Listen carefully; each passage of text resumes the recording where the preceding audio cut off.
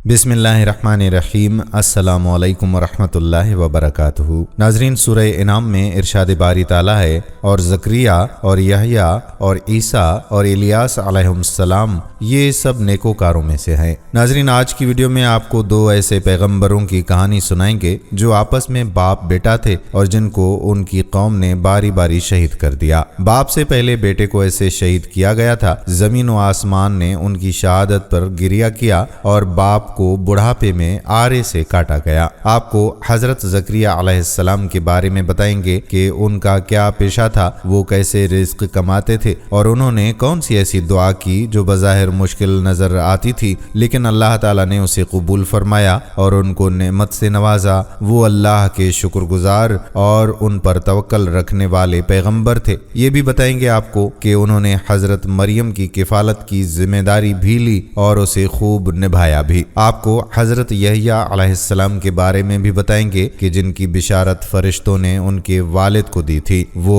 नेक नफ्स और खुदा से बेहद डरने वाले पैगंबर थे जो अल्लाह की याद और खौफ में बेहद आंसू बहाया करते थे और जिनको हक की बात कहने पर बहुत बड़ी सजा दी गई। बाप बेटे की ये कहानी निहायत ईमान अफरोज है। इसके साथ साथ आपको बताएंगे कि तकवा अंबिया की सिफत है और सबसे ज्यादा जन्नत में ले जाने वाला अमल है। आपसे गुजारिश बस ये है कि वीडियो को आखिर तक देखिएगा। नाजरीन, हजरत ज़करिया अलैहिस्सलाम हजरत सुलेमान अलैहिस्सलाम बिन दाऊद की औलाद में से थे। अल्लाह ताला ने आप अलैहिस्सलाम को बनी इसराइल की हिदायत और रहनुमाई के लिए मबऊस फरमाया था। कुरान करीम और सीरत व तवारीख की कुतुब में आप अलैहिस्सलाम की हयात मुबारका के बारे में बहुत ज्यादा तफसील मौजूद नहीं, ताहम कुरान करीम की 4 सूरतों सूरा आले इमरान की आयत नंबर 37 ता 41, सूरतुल इनाम की आयत नंबर 85, सूरह मरियम की आयत नंबर 2 से 11 और सूरतुल अंबिया की आयत 79 से 90 तक कुछ अहादीस मुबारका में आप अलैहिस्सलाम का तज़किरा भी मौजूद है, जिनसे आप अलैहिस्सलाम के बारे में कुछ आगाही हासिल होती है। नीज बाइबल में एक बाप सहीफ़े ज़करिया के नाम से है, लेकिन ये वो ज़करिया नहीं है जिनका जिक्र कुरान करीम में है। तौरात वाले ज़करिया की विलादत हजरत ईसा अलैहिस्सलाम की विलादत से 500 साल कबल बयान की गई है, जबकि कुरान करीम में जिन ज़करिया अलैहिस्सलाम का जिक्र है वो हजरत ईसा अलैहिस्सलाम की वालिदा हजरत मरियम के मुरब्बी और हजरत यहया अलैहिस्सलाम के वालिद माजिद हैं। बहवाला फतह बारी जुल्द नंबर 6। हजरत ज़करिया की अहलिया और हजरत मरियम अलैहिस्सलाम की वालिदा आपस में बहनें थीं। यूं हजरत ज़करिया अलैहिस्सलाम हजरत मरियम के खालू थे। आप अलैहिस्सलाम नबी होने के अलावा बैतुल मक़दिस के इमाम, खादिम और एक रूहानी शख्सियत थे। लूका की इंजील में इस मनसब को काहन कहा गया है। दरअसल बनी इसराइल में काहन एक मजहबी और रूहानी ओहदा था जिसके ज़िम्मे हेकल सुलेमानी और बैतुल मक़दिस की मजहबी रसूमात को अंजाम देना था। आप अलैहिस्सलाम के वालिद के नाम के बारे में मुफस्सिरीन ने मुख्तलिफ अक़वाल तहरीर किए हैं। हाफिज अबुल कासिम इब्न असाकर रहमतुल्लाह अलैह अपनी मशहूर किताब हाफिल में फरमाते हैं कि आप अलैहिस्सलाम के वालिद मोहतरम का इसमें ग्रामी बरखिया था। हजरत ज़करिया अलैहिस्सलाम भी दीगर अंबिया कुराम की तरह अपने हाथ से काम करते थे, जिसकी तस्दीक इस हदीस मुबारका से होती है कि हजरत अबू हुरैरा रज़ियल्लाहु ताला अन्हु से रिवायत है कि नबी करीम सल्लल्लाहु अलैहि वसल्लम ने फरमाया कि हजरत ज़करिया अलैहिस्सलाम बढ़ई थे। बहवाला मुस्नद अहमद। नाज़रीन, दुनिया में जितने भी अंबिया कुराम अलैहिस्सलाम मबऊस फरमाए गए हैं, उन्होंने मुआश के लिए किसी ना किसी पेशे को जरूर अपनाया। वो अपनी रोजी अपने हाथ की मेहनत से पैदा करते थे और अपने मुआश का बोझ किसी दूसरे पर ना डालते। किसी से दीने हक के काम की उजरत तलब नहीं करते थे, बल्कि ये ऐलान फरमाते, और मैं तुमसे इस तबलीग पर कोई उजरत नहीं मांगता, मेरी उजरत तो अल्लाह रब्बुल आलमीन ही पर है। मुफस्सिरीन तहरीर फरमाते हैं कि हजरत आदम अलैहिस्सलाम जब दुनिया में भेजे गए तो उनके पास जन्नत के पौधे के बीज थे। उन्होंने काश्तकारी की اور سب سے پہلے آٹا پیس کر روٹی بنائی، نیز ستر پوشی کے لیے جانوروں کی کھالوں کا لباس تیار کیا۔ یہ سب کام حضرت جبرائیل علیہ السلام نے انہیں سکھائے۔ حضرت شیث علیہ السلام نے تعمیرات کا کام کیا، شہروں اور قلعوں کی بنیاد رکھی۔ بابل اور سوس آپ علیہ السلام ہی نے بنیاد کیے۔ حضرت نوح علیہ السلام لکڑی کا کام کرتے تھے، آپ علیہ السلام نے کشتیاں بنائیں۔ حضرت ادریس علیہ السلام نے کپڑا بننا، ناپ تول اور اسلحہ بنانے کا طریقہ ایجاد کیا۔ حضرت ہود علیہ السلام اور حضرت صالح علیہ السلام تجارت کیا کرتے تھے۔ حضرت ابراہیم علیہ السلام اور حضرت اسماعیل علیہ السلام کھیتی باڑی کے علاوہ تعمیراتی کام بھی کرتے تھے، انہوں نے خانہ کعبہ تعمیر کیا۔ حضرت اسماعیل علیہ السلام تیر کمان بھی بنایا کرتے تھے۔ حضرت شعیب علیہ السلام اونٹ بھیڑ بکریاں پالتے اور ان کے دودھ سے معاش تلاش کرتے۔ حضرت لوط علیہ السلام کھیتی باڑی کرتے تھے۔ حضرت اسحاق علیہ السلام حضرت یعقوب علیہ السلام اور ان کے فرزند بکریاں چرایا کرتے تھے۔ حضرت موسیٰ علیہ السلام کھیتی باڑی کے ساتھ ساتھ بکریاں بھی چرایا کرتے تھے۔ آپ علیہ السلام کے نکاح کے مہر میں بھی بکریاں چرانا تھا۔ حضرت داؤد علیہ السلام کے لیے اللہ تعالیٰ نے لوہا نرم فرما دیا تھا، آپ علیہ السلام لوہے سے زرہ اور دیگر اوزار بنایا کرتے۔ حضرت سلیمان علیہ السلام عظیم الشان سلطنت کے مالک تھے، آپ علیہ السلام کا زیادہ تر وقت سفر میں گزرتا، لیکن جب بھی وقت ملتا اپنے ہاتھ سے پنکھے اور زنبیلیں بناتے۔ امام الانبیاء سید المرسلین حضور رسالت مآب صلی اللہ علیہ وآلہ وسلم نے بچپن میں بکریاں چرائیں۔ نبوت ملنے سے پہلے حضرت خدیجۃ الکبریٰ رضی اللہ تعالی عنہا کے لیے مزاربت کی بنیاد پر تجارت کی اور حضرت عبداللہ بن صائب رضی اللہ تعالی عنہ کے ساتھ شراکت داری میں بھی کاروبار فرمایا۔ حضرت عبداللہ بن صائب رضی اللہ تعالی عنہ فرماتے ہیں کہ میں زمانہ جاہلیت میں حضرت محمد صلی اللہ علیہ وآلہ وسلم کا شریک تجارت تھا۔ جب مدینہ منورہ حاضر ہوا تو آپ صلی اللہ علیہ وآلہ وسلم نے فرمایا کہ مجھے پہچانتے ہو؟ میں نے عرض کیا کہ کیوں نہیں یا رسول اللہ، آپ صلی اللہ علیہ وآلہ وسلم تو میرے بہت اچھے شریک تجارت تھے، کسی بات کو ٹالتے اور نہ کسی بات پر جھگڑا کرتے۔ ناظرین، بیت المقدس کے امام اور مذہبی پیشوا عمران بن ناشی اور ان کی اہلیہ حنا بنت ناقود نہایت نیک اور پارسا انسان تھے۔ دونوں اپنی زندگی اللہ تعالیٰ کی ہدایت کے مطابق بسر کرتے تھے، تاہم طویل عرصہ گزر جانے کے باوجود اولاد سے محروم تھے، جس کے لیے دونوں اللہ کے حضور دستے دعا بلند رکھتے۔ دعا قبول ہوئی اور انہیں اولاد کی نعمت سے سرفراز فرمایا گیا۔ انبیاء سابقین کی شریعت میں عبادت کا ایک طریقہ یہ بھی تھا کہ اپنی اولاد میں سے کسی ایک بچے کو دینی کاموں کے لیے وقف کر دیا جاتا اور پھر اس بچے سے دنیا کا کوئی کام نہ لیتے۔ حضرت عمران کی بیوی نے بھی منت مان لی اور کہا کہ اے میرے رب،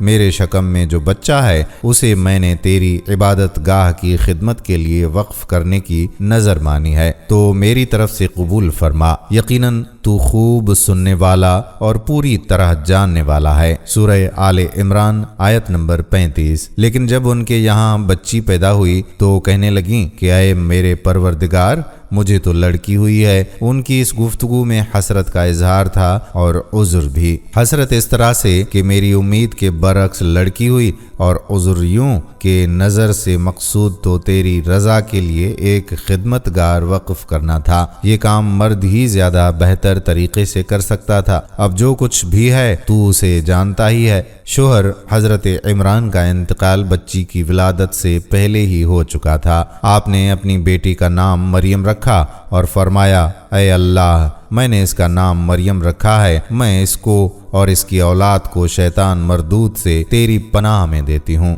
مسلم اور بخاری سے ثابت حدیث میں ہے کہ جب بچہ پیدا ہوتا ہے تو شیطان اسے چھوتا ہے جس سے وہ چیختا ہے، لیکن اللہ تعالیٰ نے حضرت مریم علیہ السلام اور ان کے بیٹے حضرت عیسیٰ علیہ السلام کو شیطان کے چھونے سے محفوظ رکھا۔ والدہ اپنی نظر پوری کرنے کی نیت سے نو مولود مریم علیہ السلام کو لے کر بیت المقدس پہنچیں۔ وہاں مسجد کے مجاور خادم اور کاہن موجود تھے، جن میں حضرت زکریہ علیہ السلام بھی شامل تھے۔ حضرت مریم علیہ السلام کی والدہ نے کہا کہ اس بچی کے متعلق نظر مان چکی ہوں، اب یہ بیت المقدس کی خدمت کے لیے آپ لوگوں کے پاس رہے گی، چونکہ وہ حضرت عمران کی بیٹی تھیں جو مسجد کے امام اور ایک روحانی بزرگ تھے، لہٰذا سب کی خواہش تھی کہ بچی اسے مل جائے۔ حضرت زکریہ علیہ السلام کا کہنا تھا کہ بچی کی ماں اور ان کی اہلیہ سگی بہنیں ہیں، نیز خالہ بمنزلہ ماں کی ہوتی ہے، اس لیے بچی کی پرورش پر ان کا حق زیادہ ہے۔ تاہم دیگر افراد اس پر راضی نہ ہوئے تو قرعہ اندازی کا فیصلہ کیا گیا،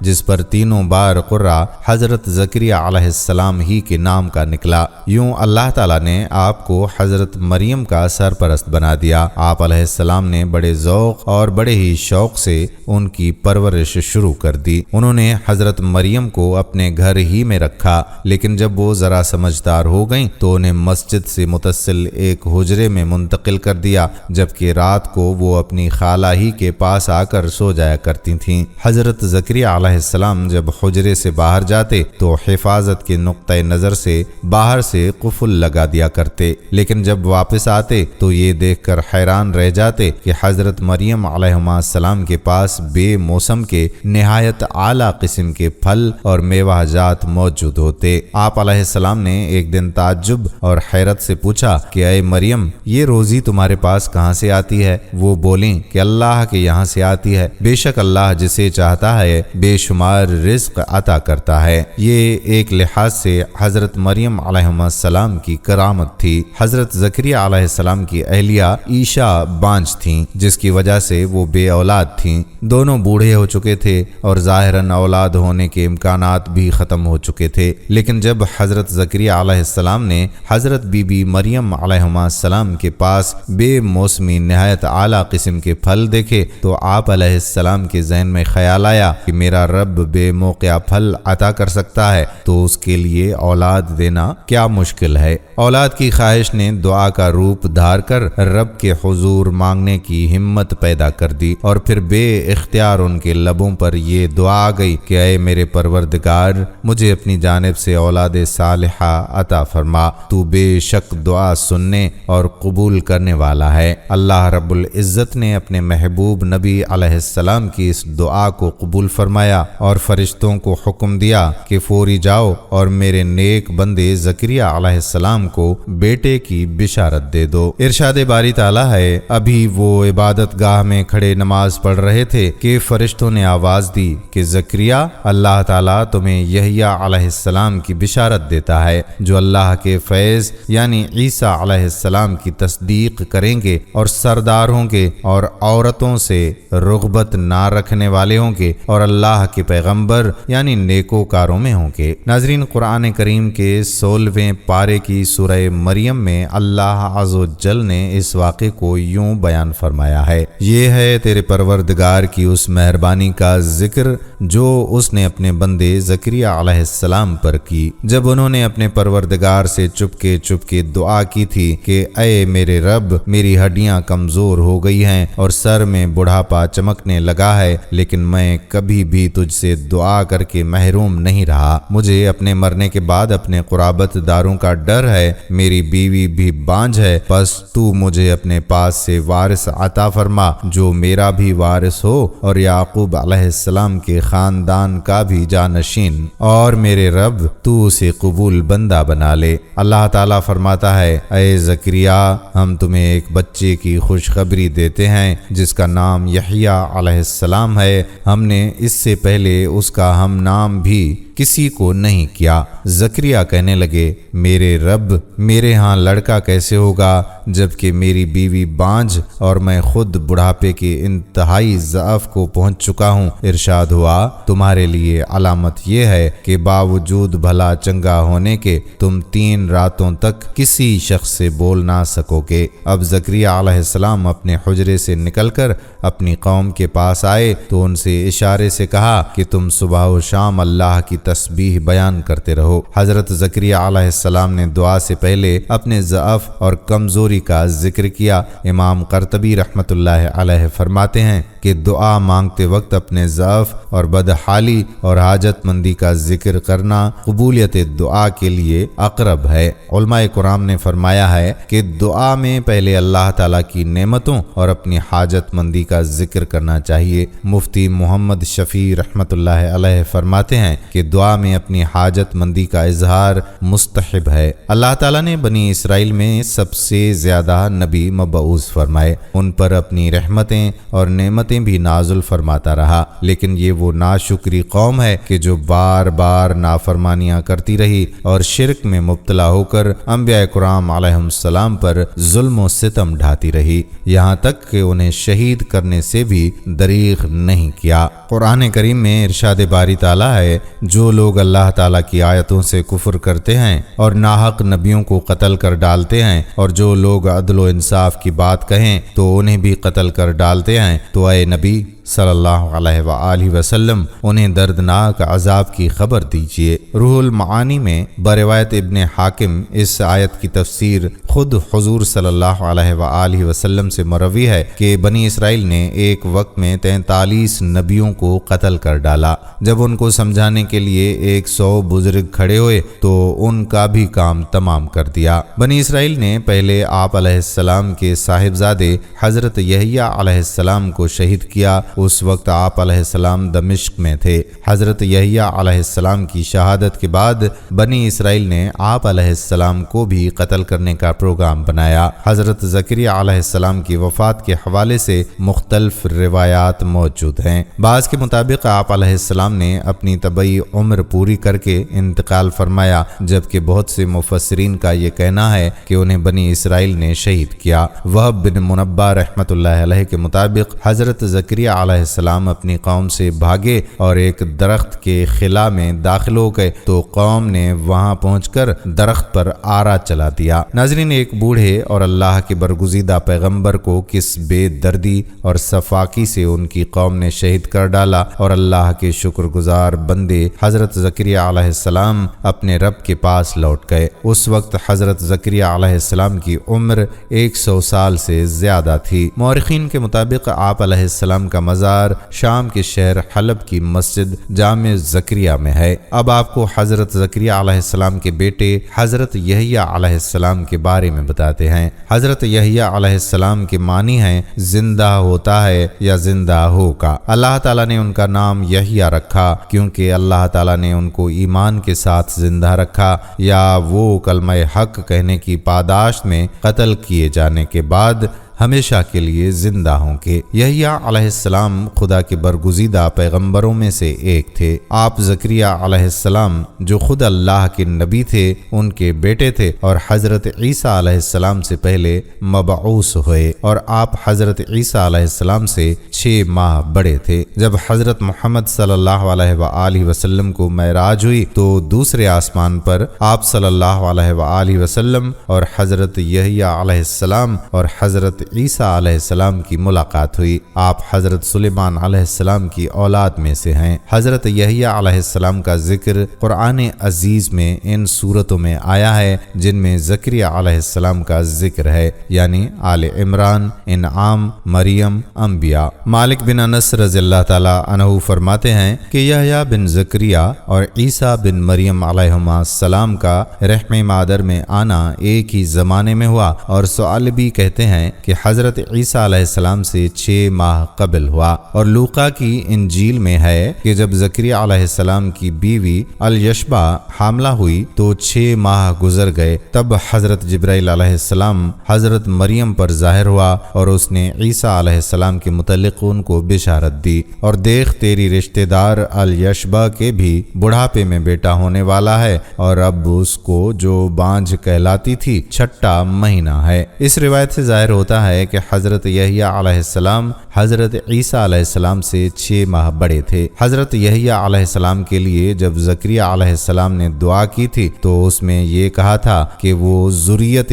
तय्यबा हो। چنانچہ قرآن عزیز نے بتایا کہ اللہ تعالیٰ نے ان کی دعا منظور فرما لی۔ چنانچہ یحییٰ علیہ السلام نیکوں کے سردار اور زہد و تقوی میں بے مثال تھے۔ نہ انہوں نے شادی کی اور نہ ان کے قلب میں کبھی گناہ کا خطرہ پیدا ہوا، اور اپنے والد ماجد کی طرح وہ بھی خدا کے برگزیدہ نبی تھے، اور اللہ نے ان کو بچپن ہی میں علم و حکمت سے معمور کر دیا تھا، اور ان کی زندگی کا سب سے بڑا کام یہ تھا کہ وہ حضرت عیسیٰ علیہ السلام کی آمد کی بشارت دیتے اور ان کی آمد سے قبل رشد و ہدایت کے لیے زمین ہموار کرتے تھے۔ چنانچہ ارشاد باری تعالیٰ ہے، پس زکریا جس وقت حجرے میں نماز ادا کر رہا تھا تو فرشتے نے اس کو پکارا، اے زکریا، اللہ تعالیٰ تجھ کو ایک فرزند یحییٰ کی بشارت دیتا ہے جو اللہ کے کلمہ یعنی عیسیٰ علیہ السلام کی تصدیق کرے گا، اور وہ اللہ کے اور اس کے بندوں کی نظر میں برگزیدہ اور گناہوں سے بے لوث ہوگا اور نیکوکاروں میں سے نبی ہوگا۔ اس کے بعد ارشاد مبارک ہے، اے یحییٰ، خدا کا حکم ہوا کیونکہ وہ خوشخبری کے مطابق پیدا ہوا، اور بڑھاپا کتاب الہی تورات کے پیچھے مضبوطی کے ساتھ لگ جا۔ چنانچہ وہ ابھی لڑکا ہی تھا کہ ہم نے اسے علم و فضیلت بخش دی، نیز اپنے خاص فضل سے دل کی نرمی اور نفس کی پاکی عطا فرمائی۔ وہ پرہیزگار اور ماں باپ کا خدمت گزار تھا، سخت گیر اور نافرمان نہ تھا۔ اس پر سلام ہو جس دن پیدا ہوا اور جس دن مرا اور جس دن پھر زندہ کیا جائے گا۔ ولادت باسعادت کی بشارت کے بعد قرآن نے حضرت یحییٰ علیہ السلام کے بچپن کے ان واقعات کو نظر انداز کر کے جو اس کے مقصد سے غیر متعلق تھے یہ ذکر کیا ہے کہ خدا نے یحییٰ کو حکم دیا کہ وہ اس کے قانون تورات پر مضبوطی سے عمل کریں اور اسی کے مطابق لوگوں کو ہدایت دیں، اس لیے کہ یحییٰ علیہ السلام نبی تھے، رسول نہیں تھے، اور تورات ہی کی شریعت کے پابند تھے۔ اور ساتھ ہی اللہ تعالیٰ نے یہ بھی بتایا کہ ہم نے عام بچوں کی زندگی سے جدا ان کو بچپن ہی میں علم اور فضیلت بخش دیے تاکہ وہ جلد ہی نبوت کے منصب پر فائز ہو سکیں۔ چنانچہ سیرت کی کتابوں میں مذکور ہے کہ بچپن میں جب بچے ان کو کھیلنے پر اصرار کرتے تو وہ یہ جواب دیتے کہ خدا نے مجھ کو لہو و لعب کے لیے پیدا نہیں کیا، اور یہ بھی مذکور ہے کہ وہ 30 سال سے قبل ہی نبی بنا دیے گئے تھے۔ دوستو، اللہ تعالیٰ کی حضرت زکریا علیہ السلام اور ان کے فرزند حضرت یحییٰ علیہ السلام کا ذکر نیکوکاروں کے طور پر کیا، جیسا کہ قرآن پاک میں ارشاد ہوتا ہے کہ اور اسی طرح زکریا علیہ السلام کا معاملہ یاد کرو جب اس نے اپنے پروردگار کو پکارا تھا، خدایا مجھے اس دنیا میں اکیلا نہ چھوڑ، یعنی بغیر وارث کے نہ چھوڑ، اور ویسے تو ہی ہم سب کا بہتر وارث ہے۔ تو دیکھو ہم نے ان کی پکار سن لی اور اسے ایک فرزند یحییٰ عطا فرما دیا اور اس کی بیوی کو اس کے لیے تندرست کر دیا۔ یہ تمام لوگ نیکی کی راہوں میں سرگرم تھے، ہمارے فضل سے امید لگائے ہوئے، ہمارے جلال سے ڈرتے ہوئے دعائیں مانگتے تھے اور ہمارے آگے عجز و نیاز کے ساتھ جھکتے تھے۔ مسند احمد، ترمذی، ابن ماجہ میں حارث اشعری رضی اللہ تعالی عنہ سے منقول ہے کہ نبی اکرم صلی اللہ علیہ وآلہ وسلم نے ارشاد فرمایا کہ اللہ تعالیٰ نے یحییٰ بن زکریا علیہ السلام کو 5 باتوں کی خصوصیت کے ساتھ حکم فرمایا کہ وہ خود بھی ان پر عمل پیرا ہوں اور بنی اسرائیل کو بھی ان کی تلقین فرمائیں، مگر یحییٰ علیہ السلام کو ان امور خمسہ کی تلقین میں کچھ تاخیر ہو گئی۔ تب عیسیٰ علیہ السلام نے فرمایا کہ میرے بھائی، اگر تم مناسب سمجھو تو میں بنی اسرائیل کو ان کلمات کی تلقین کر دوں جن کے لیے تم کسی وجہ سے تاخیر کر رہے ہو۔ حضرت یحییٰ علیہ السلام نے فرمایا، بھائی میں اگر تم کو اجازت دے دوں اور خود تعمیل حکم نہ کروں تو مجھے خوف ہے کہ کہیں مجھ پر کوئی عذاب نہ آ جائے یا میں زمین میں دھنسا نہ جاؤں، اس لیے میں ہی پیش قدمی کرتا ہوں۔ چنانچہ انہوں نے بنی اسرائیل کو بیت المقدس میں جمع کیا، اور جب مسجد بھر گئی تو واعظ بیان کیا اور ارشاد فرمایا کہ اللہ تعالیٰ نے مجھ کو 5 باتوں کا حکم کیا ہے کہ میں خود بھی ان پر عمل کروں اور تم کو بھی عمل کی تلقین کروں، اور وہ 5 احکام یہ ہیں۔ پہلا حکم یہ ہے کہ اللہ تعالیٰ کے سوا کسی کی پرستش نہ کرو اور نہ کسی کو اس کا شریک ٹھہراؤ، کیونکہ مشرک کی مثال اس غلام کی سی ہے جس کو اس کے مالک نے اپنے روپیے سے خریدا، مگر غلام نے یہ وتیرہ اختیار کر لیا کہ جو کچھ کماتا ہے وہ مالک کے سوا اس دوسرے شخص کو دیتا ہے۔ تو اب بتاؤ کہ تم میں سے کوئی شخص یہ پسند کرے گا کہ اس کا غلام ایسا ہو؟ لہذا سمجھ لو کہ جب خدا ہی نے تم کو پیدا کیا اور وہی تم کو رزق دیتا ہے تو تم بھی صرف اسی کی پرستش کرو اور اس کا کسی کو شریک نہ ٹھہراؤ۔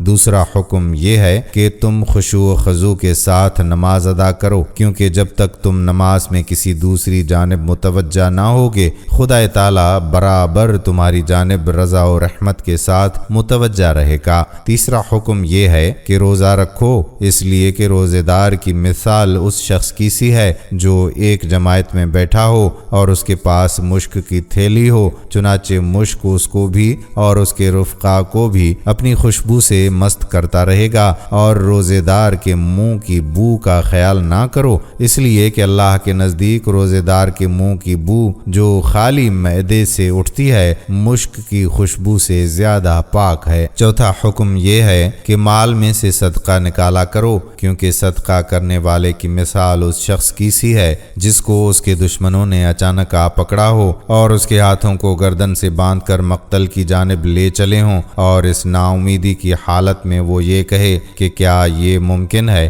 کہ میں مال دے کر اپنی جان چھڑا لوں، اور اسبات میں جواب پا کر اپنی جان کے بدلے سب دھن دولت قربان کر دے۔ اور پانچواں حکم یہ ہے کہ دن رات میں کثرت سے اللہ کا ذکر کرتے رہا کرو، کیونکہ ایسے شخص کی مثال اس شخص کی سی ہے جو دشمن سے بھاگ رہا ہو اور دشمن تیزی کے ساتھ اس کا تعاقب کر رہا ہو، اور بھاگ کر وہ کسی مضبوط قلعے میں پناہ گزین ہو کر دشمن سے محفوظ ہو جائے۔ بلا شبہ انسان کے دشمن شیطان کے مقابلے میں ذکر اللہ کے اندر مشغول ہونا محکم قلعہ میں محفوظ ہو جانا ہے۔ اس کے بعد نبی اکرم صلی اللہ علیہ وآلہ وسلم نے صحابہ کی جانب متوجہ ہو کر ارشاد فرمایا کہ میں بھی تم کو ایسی 5 باتوں کا حکم کرتا ہوں جن کا خدا نے مجھ کو حکم کیا ہے، یعنی جماعت کی پیروی، سماع اور طاعت، ہجرت اور جہاد فی سبیل اللہ۔ بس جو شخص جماعت سے ایک بالشت باہر نکل گیا اس نے بلا شبہ اپنی گردن سے اسلام کی رسی کو نکال دیا، مگر یہ کہ جماعت کا لزوم اختیار کرے، اور جس شخص نے جاہلیت کے دور کی باتوں کی طرف دعوت دی تو اس نے جہنم کو ٹھکانہ بنایا۔ حارث اشعری رضی اللہ تعالی عنہ کہتے ہیں کہ کہنے والے نے کہا یا رسول اللہ صلی اللہ علیہ وآلہ وسلم، اگرچہ وہ شخص نماز اور روزے کا پابند ہی ہو تب بھی جہنم کا سزاوار ہے؟ فرمایا ہاں، اگرچہ وہ نماز اور روزے کا بھی پابند ہو اور یہ سمجھتا ہو کہ میں مسلمان ہوں تب بھی سزاوار جہنم ہے۔ علماء سیر نے اسرائیلیات سے نقل کیا ہے کہ یحییٰ علیہ السلام کی زندگی کا بہت بڑا حصہ صحرا میں بسر ہوا۔ وہ جنگلوں میں خلوت نشین رہتے تھے اور درختوں کے پتے اور ٹڈیاں ان کی خوراک تھیں، اور وہیں ان پر اللہ کا کلام نازل ہوا۔ تب انہوں نے دریائے اردن کے نواح میں دین الہی کی منادی شروع کر دی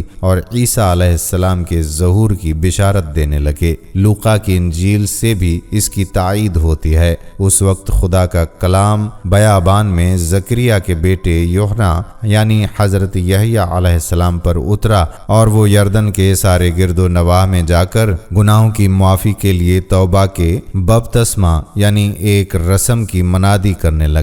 ابن عساکر نے وہب بن منبہ سے چند روایات نقل کی ہیں جن کے مطابق یحییٰ علیہ السلام پر خدا کی خشیت اس درجے تک تھی کہ وہ اکثر روتے رہتے تھے، حتیٰ کہ ان کے رخساروں پر آنسوں کے نشان پڑ گئے تھے۔ چنانچہ ایک مرتبہ ان کے والد زکریا علیہ السلام نے جب ان کو جنگل میں تلاش کر کے پا لیا تو ان سے فرمایا کہ بیٹا، ہم تو تیری یاد میں مضطرب تجھ کو تلاش کر رہے ہیں اور تو یہاں آ کر گریا میں مشغول ہے۔ تو حضرت یحییٰ علیہ السلام نے جواب دیا کہ اے باپ، تم نے مجھ کو بتایا ہے کہ جنت اور جہنم کے درمیان ایک ایسا لق و دق میدان ہے جو خدا کی خشیت میں آنسوں بہائے بغیر طے نہیں ہوتا اور جنت تک رسائی نہیں ہوتی۔ یہ سن کر حضرت زکریا علیہ السلام بھی رونے لگے۔ حضرت یحییٰ علیہ السلام بے حد حلیم، رقیق القلب، پاک باز، عابد و متقی، استغنا اور قناعت سے سرشار،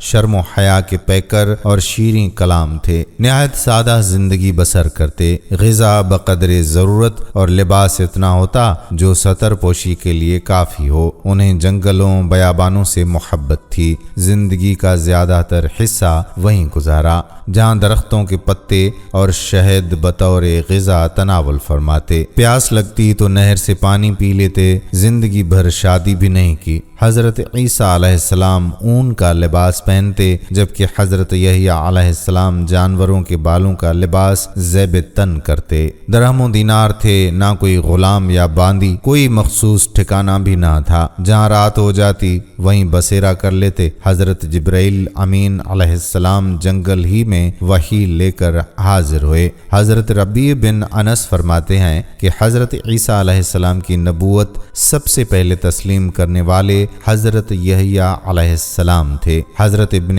عباس رضی اللہ تعالی عنہ سے روایت ہے کہ رسول اللہ صلی اللہ علیہ وآلہ وسلم نے فرمایا کہ اولاد آدم میں کوئی ایسا نہیں جس سے گناہ سرزد نہ ہوا ہو سوائے حضرت یحییٰ علیہ السلام کے۔ ایک روایت میں آتا ہے کہ حضرت زکریا علیہ السلام کی شیطان سے بھی ملاقات ہوئی تھی۔ حضرت یحییٰ علیہ السلام کی شیطان سے ملاقات کا تذکرہ ملتا ہے۔ ان روایات کے مطابق ایک دن حضرت یحییٰ علیہ السلام نے شیطان کو ایک وحشت ناک شکل و صورت میں دیکھا جو کچھ عجیب و غریب ابراز اٹھائے ہوئے تھا۔ اس موقع پر آپ علیہ السلام نے شیطان سے ان ابراز سے متعلق پوچھا۔ شیطان نے کہا کہ ان میں سے ایک مختلف انسانوں کو پھنسانے کے لیے ہے۔ حضرت یحییٰ علیہ السلام نے شیطان سے پوچھا کہ آیا تم کبھی مجھے بھی فریب دے چکے ہو؟ شیطان نے کہا کہ نہیں، لیکن آپ میں ایک خاصیت ہے جو مجھے بہت پسند ہے، اور وہ پیٹ بھر کر کھانا ہے، جس کی وجہ سے بعض اوقات صحیح طور پر نماز پڑھنے میں کامیاب نہیں ہوتے۔ حضرت یحییٰ علیہ السلام نے اسی وقت فرمایا کہ اس کے بعد خدا سے عہد کرتا ہوں کہ ہرگز سیر ہو کر کھانا نہیں کھاؤں گا یہاں تک کہ خدا سے ملاقات ہو۔ ابلیس نے کہا کہ اس کے بعد میں بھی خدا سے عہد کرتا ہوں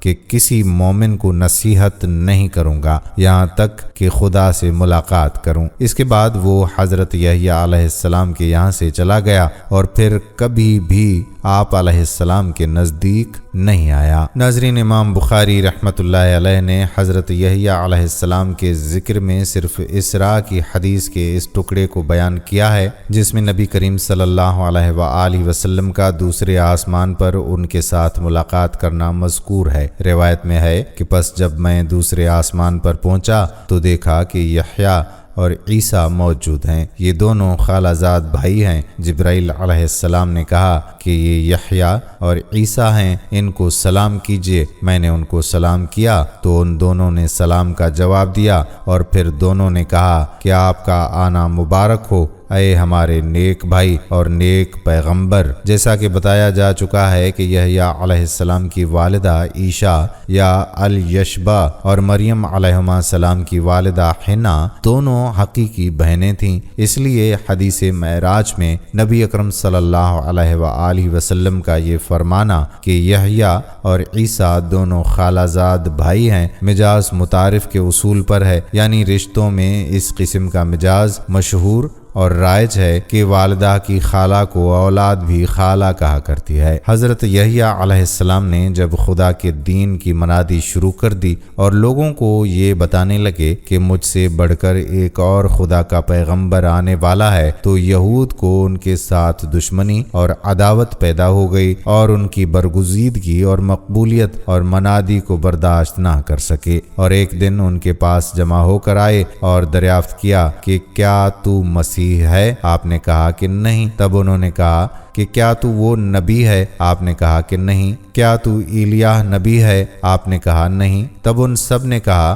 کہ پھر تو کون ہے؟ جو اس طرح منادی کرتا ہے اور ہم کو دعوت دیتا ہے؟ یحییٰ علیہ السلام نے جواب دیا کہ میں جنگل میں پکارنے والے کی ایک آواز ہوں جو حق کے لیے بلند کی گئی ہے۔ یہ سن کر یہودی بھڑک اٹھے اور آخرکار ان کو شہید کر ڈالا۔ اور ابن عساکر نے المستقصی فی فضائل الاقصی میں حضرت معاویہ کے مولا قاسم سے ایک طویل روایت نقل کی ہے جس میں یحییٰ علیہ السلام کی شہادت کا واقعہ اس طرح سے مذکور ہے کہ دمشق کے بادشاہ حداد بن حدار نے اپنی بیوی کو 3 طلاق دے دی اور پھر چاہتا تھا کہ اس کو واپس کر کے بیوی بنا لے۔ حضرت یحییٰ علیہ السلام سے فتویٰ طلب کیا۔ انہوں نے فرمایا کہ اب یہ تجھ پر حرام ہے۔ ملکہ کو یہ بات سخت ناگوار گزری اور یحییٰ علیہ السلام کے قتل کے در پہ ہو گئی اور بادشاہ کو مجبور کر کے قتل کی اجازت حاصل کر لی۔ جبکہ وہ مسجد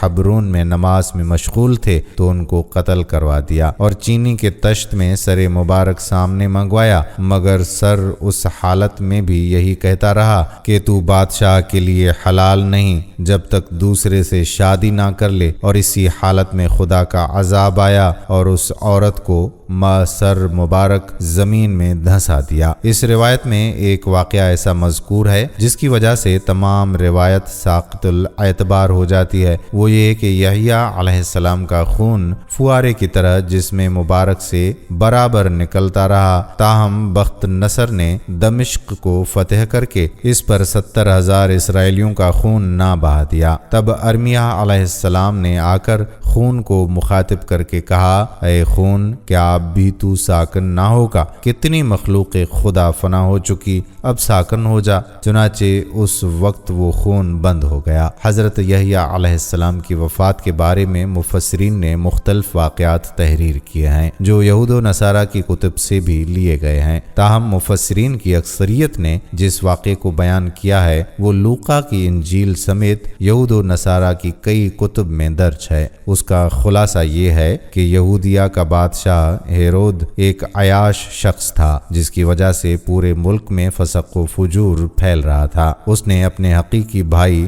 فلپ کی بیوی ہیرودیاس کو بغیر نکاح اپنے گھر میں رکھا ہوا تھا۔ حضرت یحییٰ علیہ السلام چونکہ نبی تھے اور دعوت حق کا فریضہ سر انجام دیتے تھے، انہوں نے بادشاہ کی ان فحش حرکات کے خلاف آواز بلند کی، جس کے نتیجے میں انہیں گرفتار کر کے قید خانے میں ڈال دیا گیا۔ تاہم بادشاہ ان سے ڈرتا بھی تھا، وہ جانتا تھا کہ آپ اللہ کے نبی اور نیک اور پارسا انسان ہیں، نیز عوام میں بڑی عزت ہے، لیکن بادشاہ کی داشتہ ہیرودیاس حضرت یحییٰ علیہ السلام کی تعلیمات کو اپنے اور اپنی جیسی دوسری بدکار عورتوں کے لیے بہت بڑا خطرہ سمجھتی تھی، چنانچہ وہ آپ علیہ السلام کی جان کے در پہ ہو گئی۔ اسی اثنا میں بادشاہ کی سالگرہ کے سلسلے میں محل میں رقص و موسیقی کی محفل جمی، جس میں ہیرودیاس کی جوان سال خوبصورت بیٹی نے رقص کے ہیجان خیز تیر چلا کر بادشاہ کو اپنے جال میں پھانس لیا۔ بادشاہ نے خوش ہو کر اس سے کہا، مانگ، کیا مانگتی ہے؟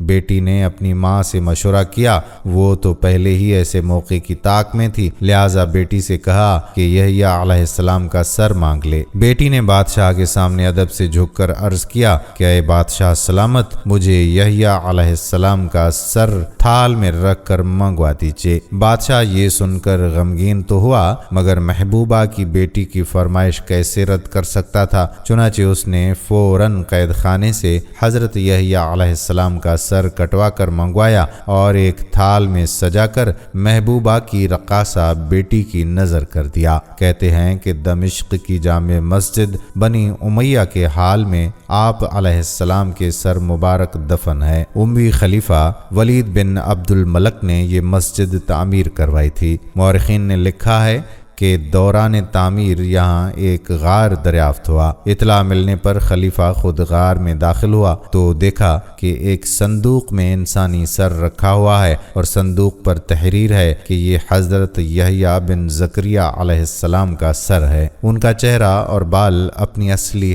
حالت میں تھے، یوں لگتا تھا جیسے ابھی ابھی شہید ہوئے ہیں۔ روایات کے مطابق آسمان و زمین نے امام حسین علیہ السلام اور یحییٰ دونوں پر گریہ کیا ہے۔ امام حسین علیہ السلام کربلا کے راستے میں حضرت یحییٰ علیہ السلام اور ان کی شہادت کو یاد کرتے تھے۔ البتہ بعض جگہ پر آسمان و زمین کے گریا کرنے کی تفسیر یوں بیان کی گئی ہے کہ ان دونوں شخصیات کی شہادت پر آسمان سے خون کی بارش ہوئی اور سورج کا رنگ سرخ ہو گیا۔ حضرت مولا علی علیہ السلام سے منقول ہے کہ آسمان و زمین نے فقط 2 شخصیات کے لیے گریا کیا ہے، اور وہ یحییٰ بن زکریا اور حسین بن علی علیہ السلام ہیں۔ علماء تاریخ کا اس میں اختلاف یہ ہے کہ حضرت یحییٰ علیہ السلام کا واقعہ شہادت کس جگہ پیش آیا۔ ایک قول ہے کہ بیت المقدس میں ہیکل اور قربان گاہ کے درمیان ہوا، اور اس جگہ 70 انبیاء علیہم السلام شہید کیے گئے۔ سفیان ثوری نے شمر بن عطیہ سے یہی قول نقل کیا ہے۔ ناظرین، آخر میں آپ کو بتاتے ہیں کہ تقوی جو انبیاء علیہم السلام کی صفت ہے وہ کیا ہے اور کیسے حاصل کیا جا سکتا ہے۔ اپنے آپ کو اپنے رب کی ناراضگی سے بچانا تقوی ہے۔ تقوی یعنی اللہ کا خوف تمام بھلائیوں کا مجموعہ ہے۔ اللہ تعالیٰ نے دنیا کے وجود سے لے کر قیامت تک آنے والے تمام انس و جن کے لیے تقوی کی وصیت فرمائی ہے۔ تقوی ہی کل قیامت کے دن نجات دلانے والی کشتی ہے۔ تقوی مومنین کے لیے بہترین لباس اور بہترین زاد راہ ہے۔ یہ وہ عظیم نعمت ہے جس سے دل کی بندشیں کھل جاتی ہیں، جو راستے کو روشن کرتی ہے، اور اسی کی بدولت گمراہ بھی ہدایت پا جاتا ہے۔ تقوی ایک ایسا قیمتی موتی ہے کہ جس کے ذریعے برائیوں سے بچنا اور نیکیوں کا اختیار کرنا آسان ہو جاتا ہے۔ تقوی سے متعلق داماد رسول مولا علی علیہ السلام کا ایک قول کتابوں میں مذکور ہے کہ تقوی دراصل اللہ تعالیٰ سے ڈرنے، شریعت پر عمل کرنے، جو مل جائے اس پر قناعت کرنے اور قیامت کے دن کی تیاری کرنے کا نام ہے۔ تقوی کی ایک تعریف جو صحابی رسول حضرت ابی بن کعب رضی اللہ تعالیٰ عنہ نے حضرت عمر فاروق رضی اللہ تعالیٰ عنہ سے دریافت کرنے پر بیان فرمایا تھا کہ اس طرح سے ہے کہ حضرت ابی بن کعب رضی اللہ تعالیٰ عنہ نے ان سے پوچھا کہ کیا آپ کبھی کانٹوں والے راستے پر نہیں چلے؟ حضرت عمر نے جواب دیا کہ کیوں نہیں؟ حضرت ابی بن کعب نے پوچھا کہ اس وقت تمہارا عمل کیا ہوتا ہے؟ حضرت عمر فاروق نے کہا کہ میں اپنے کپڑے سمیٹ لیتا ہوں اور کوشش کرتا ہوں کہ میرا دامن کانٹوں میں نہ الجھ جائے۔ حضرت ابی بن کعب رضی اللہ تعالیٰ عنہ نے کہا کہ بس یہی تقوی ہے۔ حوالہ تفسیر ابن کثیر۔ تقوی کا اصل مرکز دل ہے، البتہ اس کا اظہار مختلف اعمال کے ذریعے ہوتا ہے۔ نبی اکرم صلی اللہ علیہ وآلہ وسلم نے دل کی طرف اشارہ کرتے ہوئے فرمایا کہ تقوی یہاں ہے، بحوالہ مسلم۔ غرض یہ کہ تقوی اصل میں اللہ تعالیٰ سے خوف اور رجا کے ساتھ حضور اکرم صلی اللہ علیہ وآلہ وسلم کے طریقے کے مطابق ممنوعات سے بچتے رہنا اور اوامر پر عمل کرنے کا نام ہے۔ اللہ تعالیٰ نے اپنے پاک کلام کی سینکڑوں آیات میں مختلف انداز سے تقوی یعنی اللہ سے ڈرتے رہنے کا حکم اور اس کی اہمیت و تاکید کو ذکر فرمایا ہے۔ تقوی سے متعلق تمام آیات کا ذکر کرنا اس وقت میں میرے لیے ممکن تو نہیں ہے، لیکن چند آیات کا ترجمہ یہاں پر پیش کر رہا ہوں۔ ارشاد باری تعالیٰ ہے، اے ایمان والو، دل میں اللہ کا ویسا ہی خوف رکھو جیسا خوف رکھنا اس کا حق ہے۔ سورہ آل عمران 102۔ اے ایمان والو، اللہ سے ڈرو اور سیدھی سچی بات کرو۔ سورہ الاحزاب آیت نمبر 70۔ اے ایمان والو، اللہ سے ڈرو اور سچے لوگوں کے ساتھ رہا کرو۔ سورہ توبہ 119۔ اے ایمان والو، اللہ سے ڈرو اور ہر شخص یہ دیکھے کہ اس نے کل کے لیے کیا آگے بھیجا ہے، اور اللہ سے ڈرو۔ سورہ حشر آیت نمبر 18۔ تقوی کوئی ایسا عمل نہیں ہے جو صرف اس امت کے لیے خاص ہو، بلکہ دنیا کے وجود سے لے کر آج تک اور قیامت تک آنے والے ہر شخص سے مطلوب ہے کہ وہ اللہ سے ڈر کر زندگی کے ایام گزارے۔ فرمان الہی ہے کہ ہم نے تم سے پہلے اہل کتاب کو بھی اور تمہیں بھی یہی تاکید کی ہے کہ اللہ سے ڈرو۔ سورۃ النساء 131۔ خالق کائنات نے اپنے حبیب حضرت محمد مصطفیٰ صلی اللہ علیہ وآلہ وسلم کو بھی تقوی یعنی اللہ سے ڈرنے کا حکم دیا ہے، چنانچہ سورۃ الاحزاب آیت نمبر 1 میں ارشاد باری تعالیٰ ہے، اے نبی صلی اللہ علیہ وآلہ وسلم اللہ سے ڈرتے رہو۔ ذلت کے نقشوں میں عزت دینے والے نے قرآن کریم میں اعلان کر دیا ہے کہ اس کے بارے میں مال و دولت اور جاہ و منصب سے کوئی شخص عزیز نہیں بن سکتا، بلکہ اس کے ہاں عزت کا معیار صرف اللہ کا خوف ہے۔ جو جتنا اللہ تعالیٰ سے ڈر کر یہ فانی دنیاوی زندگی گزارے گا، وہ اس کے دربار میں اتنا ہی زیادہ عزت پانے والا ہوگا۔ چنانچہ فرمان باری تعالیٰ ہے، در حقیقت اللہ کے نزدیک تم میں سب سے زیادہ عزت والا وہ شخص ہے جو تم میں سب سے زیادہ متقی ہو۔ سورۃ الاحزاب آیت نمبر 13۔ عباداتی، معاملاتی، معاشرتی زندگی میں 24 گھنٹے ہر وقت اللہ تعالیٰ کا خوف آسان نہیں ہے، جبکہ شیطان، نفس اور معاشرہ ہمیں مخالف سمت لے جانے پر مصر ہے۔ چنانچہ رحمت للعالمین نے اپنے بندوں پر رحم فرما کر ارشاد فرمایا، جہاں تک تم سے ہو سکے اللہ سے ڈرتے رہو۔ سورۃ التغابن آیت نمبر 14۔ یعنی ہر شخص اپنی استطاعت کے مطابق اللہ سے ڈرتے ہوئے زندگی کے لمحات گزارتا رہے۔ اگر کسی شخص سے کوئی غلطی ہو جائے تو فوراً دل سے معافی مانگے، انشاءاللہ اس کو اللہ تعالیٰ معاف فرمائے گا۔ لیکن اس کا مطلب ہرگز یہ تو نہیں ہے کہ ہم تقویٰ میں بھی ڈنڈی مارنا شروع کر دیں، جیسا کہ فرمان الہی ہے، اے ایمان والو اللہ سے ڈرو جیسا کہ اس سے ڈرنے کا حق ہے۔ حج کے سفر کے دوران نیز عام زندگی میں ایک مسلمان دنیاوی ضرورتوں کو پورا کرنے کے لیے متعدد چیزوں سے آراستہ ہونا چاہتا ہے۔ فرمان الہی ہے، اور حج کے سفر میں زاد راہ ساتھ لے جایا کرو، کیونکہ بہترین زاد راہ تقویٰ ہے۔ سورۃ البقرہ 197۔ یعنی دنیاوی اسباب کو اختیار کرنا شریعت اسلامیہ کے خلاف نہیں ہے، لیکن سب سے بہتر زاد راہ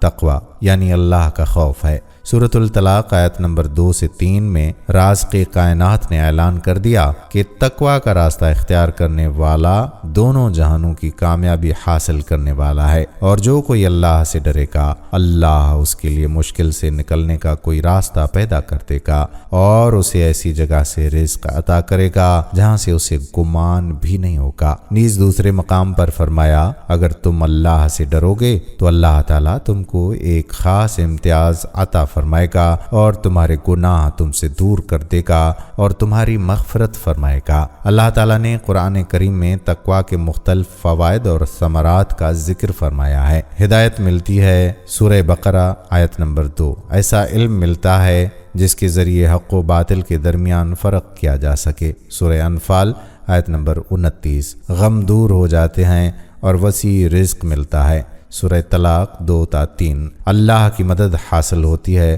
سورہ نحل۔ اللہ کی معیت حاصل ہوتی ہے، سورہ جاثیہ۔ اللہ کی محبت ملتی ہے، سورہ توبہ۔ دنیاوی امور میں آسانی ہوتی ہے، سورہ طلاق۔ گناہوں کی معافی اور اجر عظیم کا حصول ہوتا ہے، سورۃ الطلاق۔ نیک عمل کی قبولیت ہوتی ہے، سورہ مائدہ۔ کامیابی حاصل ہوتی ہے، سورہ آل عمران۔ اللہ کی جانب سے خوشخبری ملتی ہے، سورہ یونس۔ جہنم سے چھٹکارا مل جاتا ہے جو انتہائی برا ٹھکانہ ہے، سورہ مریم۔ اور ہر انسان کی سب سے بڑی خواہش یعنی جنت میں داخلہ نصیب ہوتا ہے۔ ناظرین، اللہ تعالیٰ نے اپنے کلام پاک میں ارشاد فرمایا، بے شک نماز بے حیائی اور برائی سے روکتی ہے۔ بے حیائی اور برائیوں سے رکنا ہی تقویٰ ہے۔ تقویٰ اور زکوٰۃ۔ اللہ تعالیٰ نے ارشاد فرمایا کہ ان کے مال سے زکوٰۃ لو تاکہ ان کو پاک کرے اور بابرکت کرے اس کی وجہ سے، اور دعا دے ان کو۔